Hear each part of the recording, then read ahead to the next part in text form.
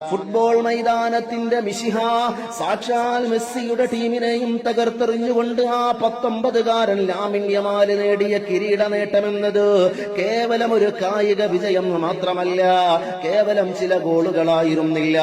പാർശ്വവൽക്കരിക്കപ്പെട്ടവരുടെയും വേരുകൾ അറുക്കപ്പെട്ടവരുടെയും അടിച്ചമർത്തപ്പെട്ടവരുടെയും വിമോചനത്തിന്റെ മനോഹരമായൊരു കവിത കൂടിയത്രേ.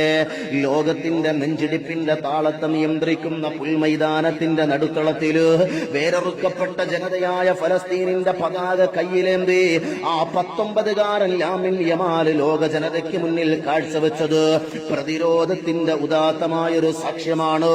അടിച്ചമർത്തലുകൾക്കും വംശീയതയ്ക്കുമെതിരെ മഹ്മൂദ് ദർവിഷിനെ പോലെയുള്ള എഴുത്തുകാർ സാഹിത്യത്തിൽ പേന കൊണ്ട് ചെയ്ത അതേ ധീരമായ വിപ്ലവത്തെയാണ് ലാമിൻ യമാൽ തന്റെ കാൽപാദങ്ങൾ കൊണ്ട് അടയാളപ്പെടുത്തുന്നത്.